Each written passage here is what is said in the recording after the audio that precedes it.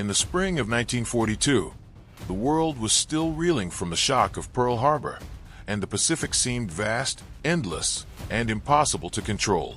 The skies above the Pacific Ocean were empty for some, but for a small group of Americans, they were a stage for a plan that defied convention, logic, and expectation.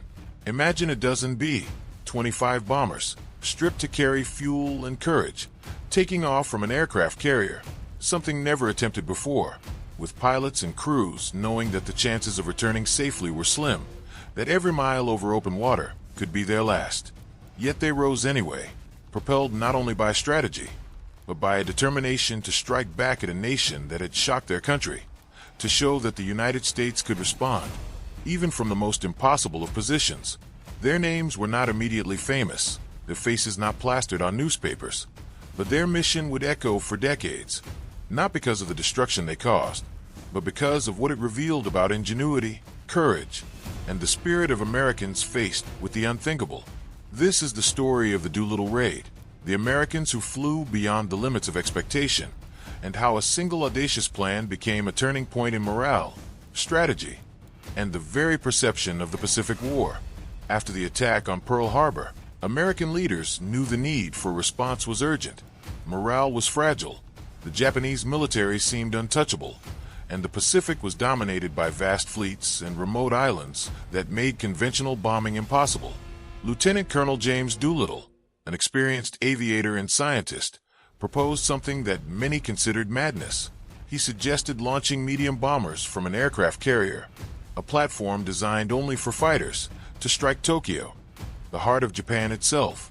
To others, it was absurd. How could these bombers take off from such a short deck? How could they reach the mainland of Japan and survive the return journey over thousands of miles of open ocean? Doolittle, however, had confidence not only in technology, but in the men he could train, in the precision of planning, and in the audacity of bold action. He believed that if the impossible was attempted with care, it could succeed. The plan, risky as it was, promised more than a strike on enemy soil. It offered hope to a nation in despair, a signal that America was still in the fight, that ingenuity could match brute force, and that courage could shift perceptions even before it shifted battle lines. Training began in secrecy, on isolated airfields where crews practiced taking off from shorter-than-possible runways, simulating the conditions of an aircraft carrier deck, learning to fly light and fast, with every maneuver measured to conserve fuel, every drill aimed at precision and discipline. The crews were not merely pilots and bombardiers. They were navigators, engineers, and students of survival in extreme conditions. They learned how to calculate distances over water, how to ration fuel to the last gallon, and how to make life-or-death decisions while flying at night over hostile territory. The team bonded quickly, forged by shared risk and a mission that demanded total trust. Doolittle's presence was constant, his attention to detail relentless, and his ability to inspire quiet confidence became as critical as any mechanical innovation or flight plan. When the final order came, the crews were ready not only in skill but in resolve, prepared to do what no one else had tried, and to face consequences that they understood might include not returning home at all. On April 18, 1942, the task force carrying the bomber sailed into the Pacific, veiled in secrecy, shielded by night and weather. As dawn approached, the carriers and their escorting ships were positioned hundreds of miles from Japan, further than had ever been attempted for a bomber launch.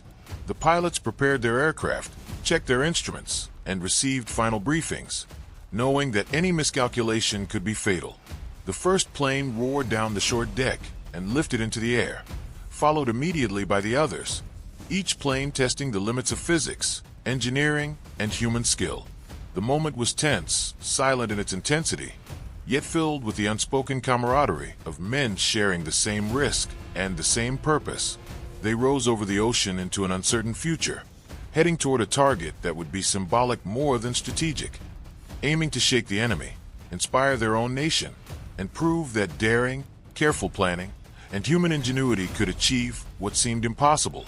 As the bombers approached Japanese territory, the crews faced unprecedented challenges: unexpected weather, mechanical strain, and the constant threat of interception. Every decision mattered, from the altitude at which they flew to the precise timing of their bomb release, as even a minor error could jeopardize the mission or the lives of the men on board. Yet the crews pressed on, following carefully plotted routes, coordinating with one another through radios and prearranged signals, and maintaining the discipline that had been drilled into them. The bombs dropped with accuracy that surprised even the planners, marking not a decisive military blow, but a psychological jolt to a nation that believed itself untouchable. The raid proved that careful preparation, daring action, and relentless human determination could achieve symbolic victory even in the face of overwhelming odds. The journey did not end with the release of bombs. The crews faced a grueling flight over the Pacific, with fuel running dangerously low and rescue uncertain. Some aircraft crash-landed in China, some crews bailed out, and a few men were captured by enemy forces. Each outcome reflected the risk inherent in the mission, yet even in the face of loss, the impact was clear. The Japanese military had been shaken, the American public inspired, and the morale of Allied forces lifted. Newspapers reported the audacity of the operation, highlighting the courage and ingenuity of Doolittle and his men, creating a legend that transcended immediate tactical results. For many of the men, the experience left a permanent mark, a memory of pushing beyond limits, of relying on one another in extreme circumstances, and of understanding that sometimes symbolic action can change the course of perception and history in ways that direct military engagement cannot. The story of the Doolittle Raiders is not merely about daring flights or successful bombings. It is about the intersection of preparation, audacity, and human trust, about how individuals can create extraordinary outcomes when they are willing to embrace risk thoughtfully, when they work as a coordinated team, and when they act in service of a purpose larger than themselves.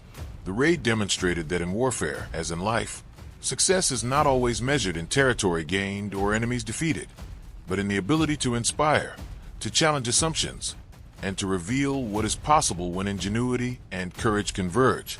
It asks us to consider the lessons of daring, careful planning, and commitment in our own lives, and to reflect on how far humanity can reach when faced with challenges that initially seem insurmountable.